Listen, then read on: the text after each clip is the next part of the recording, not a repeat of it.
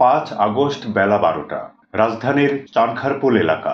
শেখ হাসিনা পদত্যাগের আগ মুহূর্তে ছাত্র জনতার মার্চ টু ঢাকা ঠেকাতে সর্বোচ্চ বল প্রয়োগ করে পুলিশ। ছুড়তে থাকে একের পর এক গুলি। শুধু গুলি করেই কাজ শেষ হয়নি তাদের। কে কতজন মেরেছে তা নিয়েও হয় আলোচনা ও রসালো গল্প। সামাজিক যোগাযোগ মাধ্যমে ভাইরাল হওয়া ভিডিও ফুটেজে পুলিশ সদস্যদের বলতে শোনা যায়, মরছে, একটা মরছে, ঠিক আছে, ফালাইয়া দে। সেদিনের ঘটনা নিয়ে আমাদের আজকের আয়োজনে এফপি নিউজের পক্ষ থেকে আপনাদের সঙ্গে আছে বাপ্পি আখন্দ। সেদিন 6 জনের প্রাণ যায়। অবশেষে আন্তর্জাতিক অপরাধ ট্রাইব্যুনালে দাখিল করা হয় সেই গণহত্যাকাণ্ডের তদন্ত প্রতিবেদন। সম্প্রতি ঢাকা মহানগর পুলিশের সাবেক কমিশনার হাবিবুর রহমান সহ 8 পুলিশ সদস্যের বিরুদ্ধে চিফ প্রসিকিউটর কার্যালয় এই প্রতিবেদন দাখিল করে তদন্ত সংস্থা।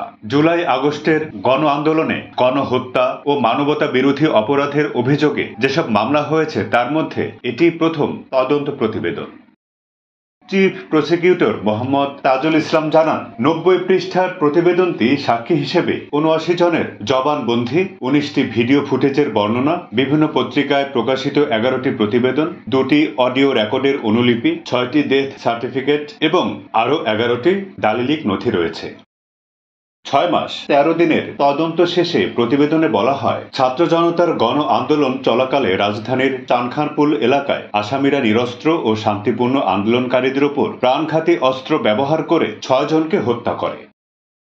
হাবিবুর রহমান ছাড়া মামলার অন্য আসামিরা হলেন ডিএমপি সাবেক যুগ্ম কমিশনার সুদীপ কুমার চক্রবর্তী, রমনা জোনের সাবেক এডিসি শাহ আলম মোহাম্মদ আখতারুল ইসলাম ও ওসি মোহাম্মদ ইমরুল, শাহবাগ থানার সাবেক পুলিশ পরিদর্শক আরশাদ হোসেন, কনস্টেবল সুজন, ইমাজ হোসেন ও নাসিরুল ইসলাম। তাদের মধ্যে 4 জন পলাতক।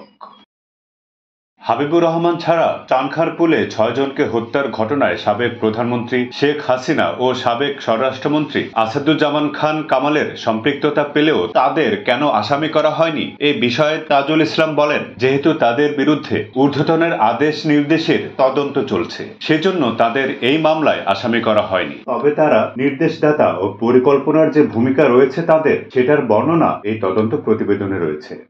দেশ বিদেশের সব খবর জানতে আমাদের সঙ্গে থাকুন। ভালো লাগলে আমাদের চ্যানেলটি সাবস্ক্রাইব করুন, লাইক, কমেন্টস ও শেয়ার করুন। আরও নিউজ পেতে আমাদের চ্যানেল ও ফেসবুক পেজ fpnews24.com সার্চ করুন।